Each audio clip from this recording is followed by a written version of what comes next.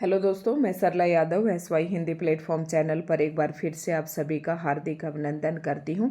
और हम अपने चैनल पर तैयारी कर रहे हैं HPSC असिस्टेंट प्रोफेसर की, UGC नेट और एस्टेट की। जो भी आपको क्लास यहां पर स्क्रीन पर दिखाई दे रही है, ये HPSC के सिलेबस के अकॉर्डिंग है। जो असिस्टेंट प्रोफेसर का सिलेबस दिया गया है उसी के अकॉर्डिंग मैं ये क्लासेस डाल रही हूँ। और आज हमारी क्लास नंबर 18 रहने वाली है और ये इकाई नंबर 1 यानी कि यूनिट नंबर 1 हम पढ़ रही हैं। यूनिट नंबर 5 और 6 मैं बिल्कुल कंप्लीट करवा चुकी हूँ HPSC के सिलेबस के अकॉर्डिंग। तो जो भी कैंडिडेट निःशुल्क रूप से असिस्टेंट प्रोफेसर की हिंदी विषय से तैयारी करना चाहते हैं तो वो हमारे चैनल से जुड़ सकते हैं। UGC नेट वालों के लिए भी ये वीडियो महत्वपूर्ण है क्योंकि HPSC ने वही सिलेबस दिया है असिस्टेंट प्रोफेसर के लिए जो UGC नेट का सिलेबस है। साथ में एस्टेट वालों के लिए भी महत्वपूर्ण है, जैसे कि एस्टेट वाले कई कैंडिडेट का मेरे पास लगातार मैसेज आता रहता है कि मैम हिंदी व्याकरण करवाइए। तो उनके लिए ये एक इम्पोर्टेंट बात मैं कहना चाहूँगी कि अब मैं हिंदी व्याकरण ही करवा रही हूँ क्योंकि HPSC ने जो सिलेबस दिया है उसके यूनिट नंबर 1 में कंप्लीट हिंदी व्याकरण दिया हुआ है। तो इसे हम मोटे तौर पर पढ़ेंगे। मोटे तौर पर तो क्या कह सकती हूँ, मीन्स आपका मुझे नहीं लगता कि यहाँ से कोई प्रश्न अगर पूछा जाएगा तो आपका प्रश्न गलत होगा। तो TGT PGT एस्टेट वालों के लिए भी आज की वीडियो बहुत ही महत्वपूर्ण रहने वाली है। और जो कैंडिडेट मेरे पास मैसेज कर रहे थे कि मैम ये हिंदी व्याकरण करवाइए, तो वो क्लास नंबर 17 से देखना शुरू कर दें। तो क्लास नंबर 17 में हमने क्या करवाया था, हिंदी की स्वर्णिम व्यवस्था, ध्वनि व्यवस्था किस प्रकार से, ये सारी बातें मैंने यहाँ डिटेल से समझाई थी। तो क्लास यहाँ से हिंदी व्याकरण की लगभग यहाँ से शुरुआत है और ये पहले ही क्लास थे, तो ये सारी बातें मैंने यहाँ बता दी थी। अब आज हम पढ़ेंगे, देखो, प्रयत्न अवरोध के आधार पर ध्वनियों के भेद। अवरोध मतलब जब वायु का हमारे मुंह से जब हम किसी वर्ण का उच्चारण करते हैं तो किस वर्ण के उच्चारण करने से वायु का अवरोध पैदा होता है, और या प्रयत्न के आधार पर आप कह सकते हैं तो ध्वनियों के भेद किस किस प्रकार से बांटे जा सकते हैं। इसके अंदर हम अघोष सघोष देखेंगे, अल्पप्राण महाप्राण देखेंगे। तो ये सारी चीज़ें आज हम देखेंगे और इम्पोर्टेंट वीडियो है, जैसे कि टेबल आपको यहाँ पर स्क्रीन पर दिखाई दे रही है, काफ़ी इम्पोर्टेंट है। तो दोस्तों, स्वरों के बारे में हमने इससे पहले वाली वीडियो में पढ़ी थी और आज हम बात करें हैं व्यंजनों की। ठीक है, तो प्रयत्न अवरोध के आधार पर हम देखेंगे। अब हम पढ़ेंगे व्यंजन। तो स्पर्श व्यंजन, व्यंजन आपको पता है ऐसे लेकर, अगर ऐसे लेकर अंग ए तक की बात करूं तो ये स्वरों में आ जाते हैं। अब स्वर के अंदर हमने पढ़ लिया था कि ह्रस्वर, दीर्घ स्वर, सजातीय, विजातीय, मूल स्वर, संयुक्त स्वर, ये सारी बातें हम इससे पहले वाली वीडियो में पढ़ चुके हैं, अयोग वा वगैरह। और आज हम पढ़ेंगे व्यंजन। तो व्यंजन की शुरुआत कैसे होती है और गे ज्ञानी तक क्या होते हैं, हमारे व्यंजन होते हैं, जैसे कि आपको दिख रहे होंगे। तो ये सारे व्यंजन है। अब ध्यान से सुनना, इससे पहले वाली वीडियो में हमें पढ़ा था कि व्यंजनों की संख्या कितनी है, 33 बताई थी। तो व्यंजन जितने भी हैं उनको अलग अलग प्रकार से बांटा गया है। जैसे सबसे पहले हम बात करें, क्योंकि HPSC असिस्टेंट प्रोफेसर का पेपर है और सिलेबस में दिया गया है, कंप्लीट हिंदी व्याकरण इसके अंदर कवर हो रखा है, तो आपको ध्यान से पढ़ना है। यहाँ से प्रश्न बनना लाजिमी है क्योंकि UGC नेट में भी जो टेबल मैं आपको दिखा रही हूँ, यहाँ से एक प्रश्न जरूर पूछा जाता है वर्ण व्यवस्था में से। तो यहाँ पर बात करते हैं जैसे कवर्ग, चवर्ग, टवर्ग, तवर्ग और पवर्ग। ये जो 5 वर्ग हैं और हर एक वर्ग के अंदर 5 वर्ण हैं। इस प्रकार से स्पर्श व्यंजनों की संख्या 25 हो जाती है। तो जितने भी ये कवर्ग हैं, चवर्ग, कवर्ग, चवर्ग, टवर्ग, तवर्ग और पवर्ग, ये 25 जो व्यंजन हैं इन्हें स्पर्श व्यंजन कहते हैं। अगर आपसे प्रश्न पूछे कि स्पर्श व्यंजनों की संख्या कितनी है, तो स्पर्श व्यंजनों की संख्या 25 है। और स्पर्श व्यंजन उन व्यंजनों को कहते हैं जिनका उच्चारण करते वक्त हमारे जो तालु है या हमारे उच्चारण करते वक्त जो तालु है वो अन्य जो जितनी भी इंद्रियां हैं इनको स्पर्श करती है, इसलिए इनको क्या कहते हैं, स्पर्श व्यंजन कहते हैं। हर एक वर्ग के अंदर 5 वर्ण है और जो पंचम वर्ण है इसे नासिक के व्यंजन कहते हैं। अभी सबके बारे में हम डिटेल से पढ़ेंगे। तो आपसे स्पर्श व्यंजन पूछे तो स्पर्श व्यंजन के ये है आभ्यंतर आभ्यंतर प्रयतन के आधार पर, मतलब अंदर के प्रयतन के आधार पर। ठीक है, तो ये स्पर्श व्यंजन है। स्पर्श व्यंजनों की संख्या 25 है। इसमें ये पांचों वर्ग आ जाएंगे, आपको अच्छे से याद कर लेने हैं। उसके बाद हमारे व्यंजन की श्रृंखला में वर्णमाला में देखें तो अगले व्यंजन आते हैं ये पै फै बै भै मैं के बाद आता है ये र ल और व। तो ये अगर जो चार व्यंजन हैं इनको देखें तो अंतस्थ व्यंजन है। ये कितने हैं? अंतस्थ व्यंजन। अब अंतस्थ व्यंजन क्या होते हैं, उस व्यंजन क्या है, इन सब की परिभाषा हम एक एक करके पढ़ेंगे, क्योंकि ये एचपीएससी असिस्टेंट प्रोफेसर का पेपर है। केवल आपका ऑब्जेक्टिव पेपर नहीं होगा, उसके बाद आपका सब्जेक्टिव पेपर भी होगा और लिखने के लिए भी आ सकता है। जैसे कि एचपीएससी पीजीटी की बात करूं तो उसमें दिया था पर्यायवाची और विलोम शब्द भी लिखने के लिए दे दिया था। तो इस तरीके से आपको ध्यान रखना है। इन सभी की परिभाषा हम एक एक करके पढ़ेंगे। और अभी आपको यहाँ ये इस टेबल के अंदर ये देखना है कि ये र ल व जो हैं ये अंतस्थ व्यंजन है। ठीक है, इन अंतस्थ व्यंजन मतलब ये स्वर और व्यंजन के बीच के व्यंजन है। स्वरों की तरह भी इनका उच्चारण किया जाता है। और अधिकांश हम देखें तो ये और वह जो हैं ये दो वर्ण ऐसे हैं जिन्हें अर्ध स्वर कहते हैं, मतलब स्वरों की भांति लगभग इनका उच्चारण होता है। उसके बाद आता है उष्म व्यंजन, और उष्म व्यंजन के अंदर भी चार वर्ण हैं, और चार वर्ण में है श, श, स और है। ये चार वर्ण है। श जो है ये मैं साथ साथ आपको बताते जाऊंगी। तालव्य श है, श षटकोण वाला जो है ये मूर्धन्य श है, और स सरला वाला जो स है ये दंती श है। तो ये आपको याद रखना है। इन्हें उष्म व्यंजन कहते हैं क्योंकि जब इनका उच्चारण हम अपने मुंह से करते हैं इन वर्णों का तो उष्मा बाहर निकलती है। ठीक है, उसके बाद आते हैं अर्ध स्वर। आपसे ये प्रश्न इतनी बार पूछा जा चुका है परीक्षाओं में, ये यूजीसी नेट में भी ये पेपर में पूछा गया था। तो अर्ध स्वरों की संख्या कितनी है? तो अर्ध स्वर वैसे तो ये दो हैं, क्योंकि अंतस्थ में चार आ जाते हैं, और ये और वह है मुख्य तौर से इन दोनों को ये इनका स्वरों की तरह उच्चारण होता है, तो इन्हें अर्ध स्वर की संज्ञा देते हैं। तो अर्ध स्वर दो ही व्यंजन है, ये और वह। उसके बाद जब मैंने यूजीसी नेट का पेपर दिया था वहाँ पर ये प्रश्न आया था कि लय कौन सी ध्वनि है? तो लय को पार्श्विक ध्वनि कहते हैं, क्योंकि जीभ जो है ऊपर के भाग को, तालव्य को जो है स्पर्श करती है इसका जब हम उच्चारण करते हैं। तो लय जो है इसे पार्श्विक ध्वनि कहते हैं। ये याद कर लेना है, रट लेना है बिल्कुल। उसके बाद रहता है कि लुंठित व्यंजन कौन से हैं, या प्रकंपित भी कह देते हैं, दोनों ही नाम आपको याद रखने हैं। तो जो र वर्ण है उसे लुंठित या प्रकंपित वर्ण कहते हैं। और वो क्यों कहते हैं? क्योंकि र का जब हम उच्चारण करते हैं तो हमारी जीभ जो है ना उच्चारण करते वक्त थोड़ी लुढ़कती हुई सी प्रतीत होती है, या कंपन पैदा होता है जीभ के अंदर, तो इसे र कहते हैं। ठीक है, इसलिए र प्रकंपित या लुंठित आप कह सकते हैं। उसके बाद आता है अनुनासिक। प्रत्येक वर्ग का अंतिम वर्ण अनुनासिक, ये मैंने आपको बता दिया था। इसका नाक से उच्चारण होता है। ये पांचों वर्ण आप देख सकते हैं। ये ड डमरू वाला ड नहीं है, ये क ख ग घ ड़ वाला है। अंतिम जो पांचवा वर्ण है वो है, इसके बीच में डोट लगती है। ठीक है, नुक्ता लगता है ये। तो ये बातें आपको समझ में आ गई होंगी। उसके बाद हम देखेंगे बाह्य परिवर्तन के आधार पर। अभी तक ये आंतरिक परिवर्तन के आधार पर हमने पढ़े थे, यहाँ पर दिया हुआ था ये आभ्यंतर परिवर्तन के आधार पर थे। अब हम बाहरी परिवर्तन के आधार पर देखेंगे। अब देखो ये पूरी वर्णमाला आप सभी के पास दी गई है। तो वैसे देखूँ तो ये वर्णमाला यहाँ से शुरू होती है क ख ग घ ड़। तो ये कवर्ग, चवर्ग, फिर टवर्ग, तवर्ग और पवर्ग, ये 25 स्पर्श व्यंजन है। इनमें से हर वर्ग का पहला और दूसरा जो वर्ण है ये अघोष है, और तीसरा, चौथा और पांचवा वर्ण जो है ये सघोष है।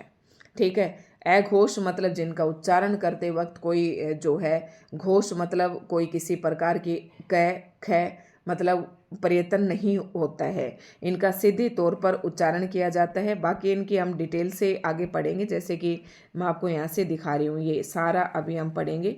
ये सब चीज़ें यहाँ पर दी गई हैं, सभी की परिभाषा आपको यहाँ से देखने को मिलेगी। ठीक है, जैसे ये दे रखे हैं, अघोष पढ़ रहे थे ना, अघोष जिन वर्णों के उच्चारण में कम कंपन के कारण आवाज अधिक भारी नहीं होती।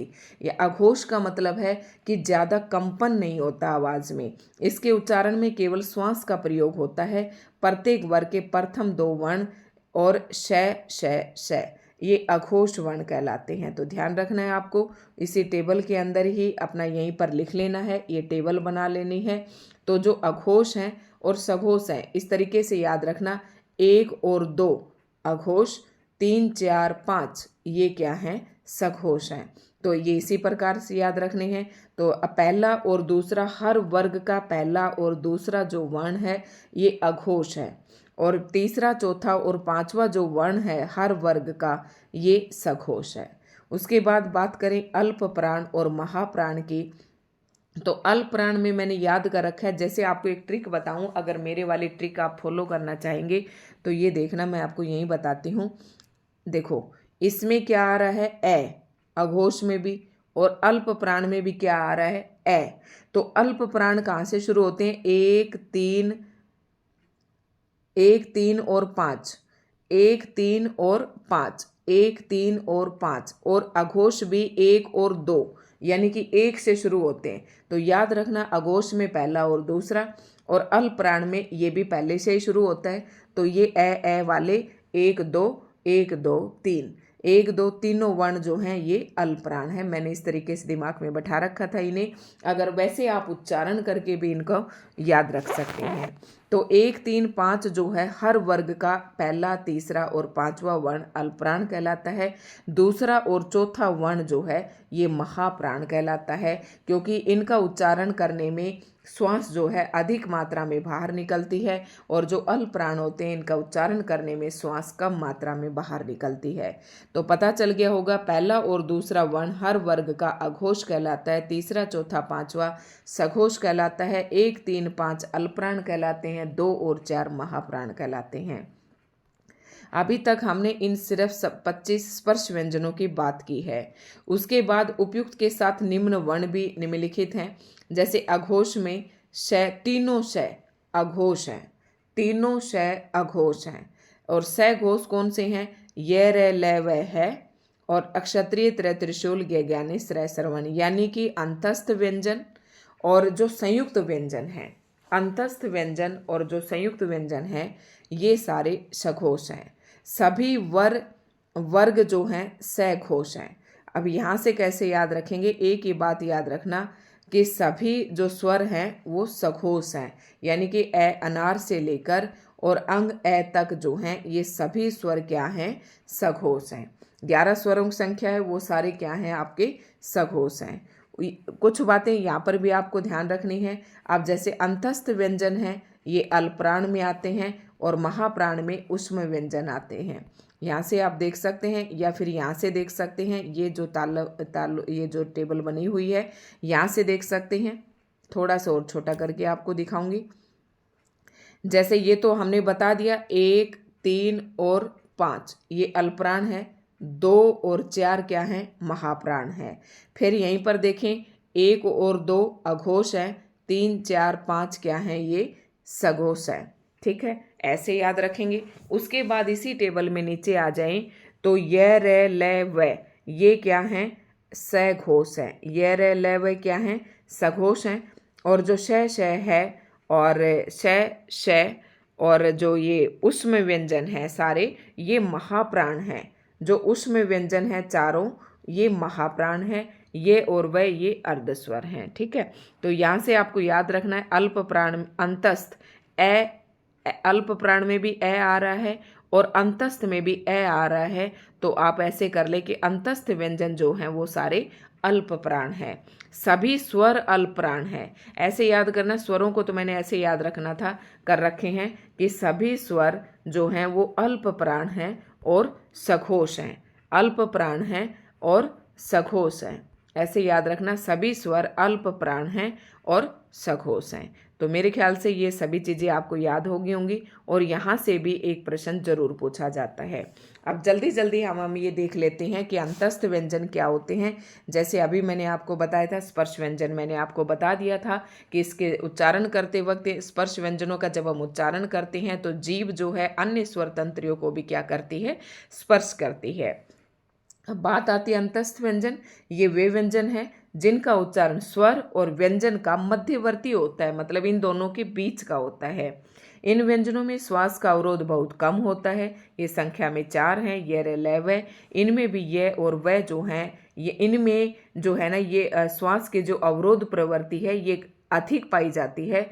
तो इन्हें क्या कहते हैं, इस विशेष योग्यता के कारण इन दोनों को क्या कहते हैं, अर्धस्वर कहते हैं। अर्धस्वर को लेकर परीक्षा में पेपर पूछे जाते हैं कि अर्धस्वर में कौन से वर्ण आते हैं, तो ये और वह आते हैं। ठीक है, नेक्स्ट है अंतस्थ व्यंजन के बाद आता है आपका, तो ये जीव वाले हैं, ये तो मैं पढ़ा चुकी हूँ। ये स्वरों की बात है तो स्वर हम पढ़ चुके हैं।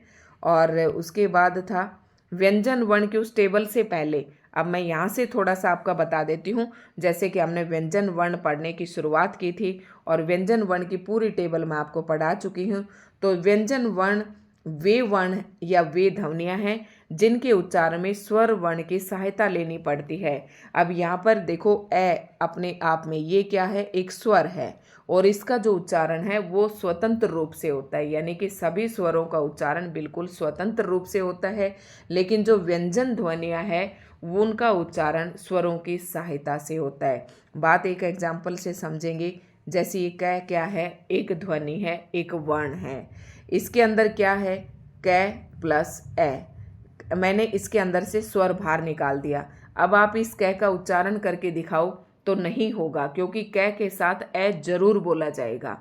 तो ये क्या होते हैं कि ये स्वरों की सहायता से व्यंजन वे वर्ण होते हैं जो स्वरों की सहायता से बोले और लिखे जाते हैं।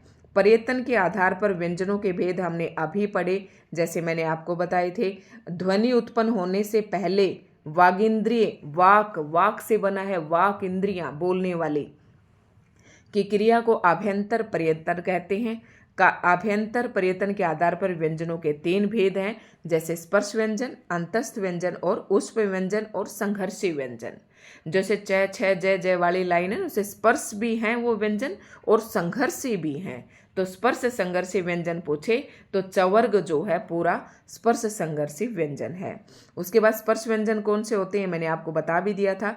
ये वे व्यंजन है जिनके उच्चारण में जीभ है और इन व्यंजनों को उच्चारण के स्थान के आधार पर 5 वर्गों में 5-5 की संख्या में बांटा गया है। और इनका उच्चारण क्या है, उच्चारण में जीभ है। यथा कवर्ग, चवर्ग, टवर्ग, तवर्ग, पवर्ग, ये सारे स्पर्श व्यंजन में आ जाते हैं। ठीक है, उसके बाद आता है उष्म व संघर्षी व्यंजन। तो उष्म व्यंजन ये वे व्यंजन हैं जिनके उच्चारण में विशेष रूप से श्वास का घर्षण होता है। इन्हें उष्म भी कह देते हैं या संघर्षी भी कह देते हैं। ठीक है, और स्पर्श संघर्षी कहे तो आपको चवर्ग वाली लाइन याद रखनी है। वस्तुतः जीभ तथा होठों के निकट आने के कारण इनके उच्चारण में वायु रगड़ खाती है, बाहर निकलती है, रगड़ खाती हुई बाहर निकलती है। वह इसी से संघर्ष या घर्षण, यानी कि जो रगड़ या घर्षण से जो ऊष्मा निकलती है इनका उच्चारण करते वक्त, इसलिए इनको क्या कहते हैं, ऊष्म या संघर्षी व्यंजन कहते हैं। तो इन ये संख्या में 4 हैं, ये चारों हैं। और आभ्यंतर पर्यतन के आधार पर व्यंजन के भी भेद हम देखेंगे। जैसे कि तो यहाँ पर अल्पप्राण और महाप्राण ये सारे मैं आपको उस टेबल में बता ही चुकी हूँ, तो ये आपको ज़्यादा दिक्कत नहीं है। यहाँ पर अर्धस्वर ये और वह हैं। लय पार्श्विक ध्वनि है। अनुनासिक में 5 वर्ण आ जाएंगे हर वर्ग के, और लुंठित और प्रकंपित में रह आ जाएगा। बाह्य पर्यतन के आधार पर भी मैंने टेबल में आपके समझा दिया था। यहाँ से सिर्फ आप इनकी परिभाषा देख सकते हैं। जैसे ध्वनि उत्पन्न होने की अंत की क्रिया को बाह्य पर्यतन कहते हैं, मतलब अंत में ध्वनि उत्पन्न होने की अंत की क्रिया को क्या कहते हैं, बाह्य पर्यतन कहते हैं। बाह्य पर्यतन के आधार पर वर्णों के 4 भेद हैं, इसमें सघोष, अघोष, अल्पप्राण, महाप्राण। तो सघोष वर्ण के उच्चारण में स्वर तंत्री के अधिक कंपन के कारण आवाज भारी हो जाती है। व्यंजन माला में अंतिम 3 वर्ण और य रे ल व है अक्षत्रिय त्रिशूल गे ज्ञाने, यानी कि चारों संयुक्त व्यंजन य रे ल व अंतस्थ व्यंजन, और है जो है ये ऊष्म व्यंजन, ये सारे क्या हैं, सघोष हैं। उसके बाद अघोष की बात करूं तो अघोष के अंदर ये वे उच्चारण हैं, इन वर्णों के उच्चारण में कम कंपन के कारण आवाज अधिक भारी नहीं होती। देखो, जब जिन वर्णों का हम उच्चारण करेंगे और आवाज में कंपन होगा तो आवाज है ना अधिक भारी होगी, लेकिन जो अघोष हैं जब इनमें कंपन ही नहीं होगा, कम कंपन होगा, तो आवाज भी भारी ज्यादा नहीं होगी। इसके उच्चारण में केवल श्वास का प्रयोग होता है। प्रत्येक वर्ग के प्रथम 2 वर्ण यानी कि क और ख और श, श, स अघोष वर्ण हैं। ठीक है। महाप्राण व्यंजनों में ज्यादा ऊर्जा, श्वास और वायु खर्च होती है। स्पर्श व्यंजनों में प्रत्येक वर्ग का दूसरा व चौथा वर्ण और ऊष्म वर्ण और महाप्राण व्यंजन कहलाते हैं। ठीक है, तो आप ये सारे समझ जाएंगे वहाँ टेबल से, तो आपको आसानी रहेगी। अल्प प्राण में क्या जाता है, कम ऊर्जा, श्वास और वायु खर्च होती है। अल्प मैंने बताया था। स्पर्श व्यंजनों में प्रत्येक वर्ग का प्रथम, तृतीय और पंचम वर्ण और अंतस्थ व्यंजन और अल्प प्राण व्यंजन, ये अल्पप्राण व्यंजन है। अंतस्थ व्यंजन भी अल्पप्राण के अंदर आ जाएंगे। मैंने बताया था ये, रे, ल, व, है, ये अल्पप्राण के अंदर आ जाएंगे। सभी स्वर अल्पप्राण सघोष होते हैं। ठीक है। उच्चारण के आधार पर ध्वनियों का वर्गीकरण ये हम अगली वीडियो में पढ़ेंगे। तो दोस्तों, आज की सभी का उच्चारण स्थान जो है ना पेपर में जरूर पूछा जाता है, तो आपको याद भी हो गए होंगे। अगर आपको ये फिर समझ में नहीं आई है तो एक बार आप मुझे फिर से बता सकते हैं, इस टेबल को मैं फिर से समझा दूंगी। दोस्तों, आज की वीडियो आपको कैसी लगी कमेंट करके जरूर बताएं। तो हिंदी व्याकरण की आज से शुरुआत हो चुकी है। टीजीटी, पीजीटी, एस्टेट वाले बच्चे भी क्लास नंबर 17 से आप देख सकते हैं। धन्यवाद।